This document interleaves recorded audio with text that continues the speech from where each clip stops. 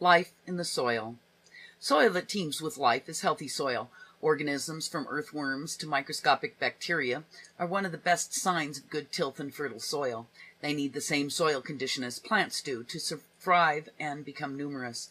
They also help create the very physical and chemical conditions that constitute good tilth. Sidebar: did you know what soil organisms do for you?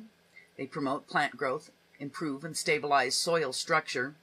They maintain correct balance of nutrients, convert plant nutrients into readily available forms. They form mutually beneficial relationship with plant roots, increasing the roots' uptake of nutrients, help neutralize acidic and alkaline soil. They convert organic matter into humus, release nitrogen and sulfur bound up in organic matter. Some additionally fix nitrogen from the air into a form plants can use. Mix soil and mix organic matter into the soil, reduce thatch and lawns, promote vitamin and growth hormones that benefit plants, and break down some toxic compounds in soil. Nature's recycler. Soil organisms are nature's great recyclers, but making leaves disappear is only part of the picture. As leaves and other plant debris are broken down, all the nutrients bound up in their cells are released into the soil. Roots absorb these nutrients so plants can use them to manufacture new leaves or fruits and seeds. When animals or humans eat these plants, they convert nutrients for their own uses. Eventually, either in manure or by death and decay, the nutrients are returned to the soil. Added benefits. Soil organisms offer many benefits. Many stir the soil as they move around, mixing organic matter as they eat it or carry bits into their nests. By digging aerating channels and excreting gummy substances that stabilize crumbs, they improve structure. They even help balance soil chemistry. Some help neutralize acidity or alkalinity, while others convert unavailable nutrients into the form used by plants. Still others create the humus that holds nutrients secure against loss by erosion, yet in a form that's most easily available to plants. Fungi are the most versatile of all decomposers. They make major contributions to improving soil structure and fertility. While a few cause plant diseases, others prey on nematodes, tiny soil-dwelling worms, that attack plant roots. Most feed on decomposing material.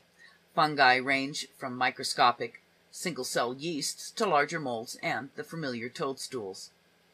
Though they're the smallest decomposers, microscopic bacteria are by far the most numerous in total weight as well as numbers.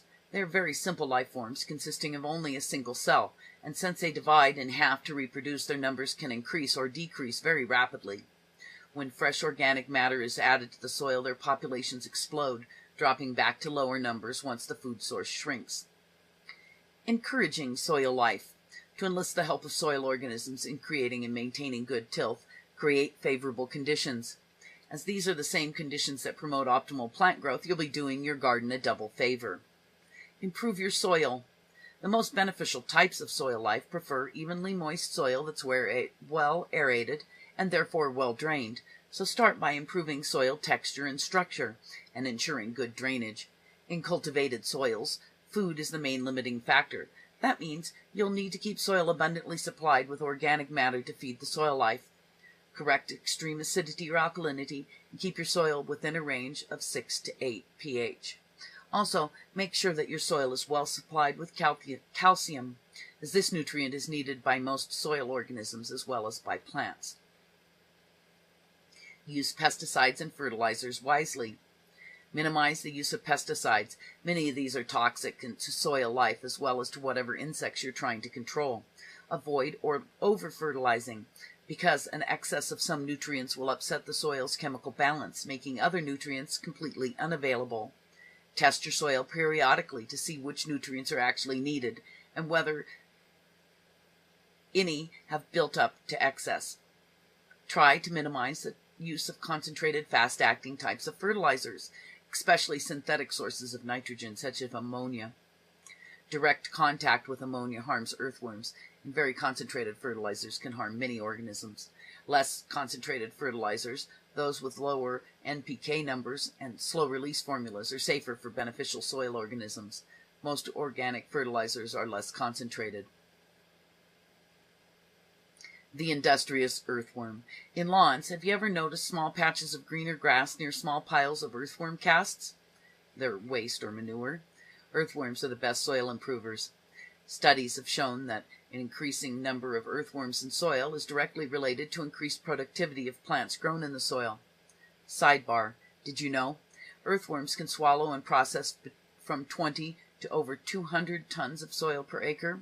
Where abundant, the soil-enriching casts that earthworms leave on a single cultivated acre can easily amount to 8 tons or more at one time. Composting machines. Earthworms provide many of the benefits of other soil organisms by digging through the soil, as deep as 3 to 6 feet in good soils. They open up channels that increase soil aeration and drainage. They are powerful composting machines, eating large amounts of organic matter and breaking it down into pure humus.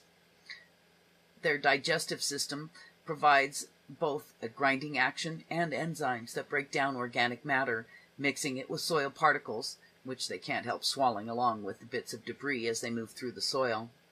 During digestion, earthworms produce gummy substances, including humus, that can help hold soil particles together. Earthworm activity increases both size and stability of soil crumbs. As a result, these small creatures do more than improve soil structure than any other burrowing organisms. Casts are soil conditioners. Earthworm casts are an excellent source of nutrients as well as superb soil conditioner.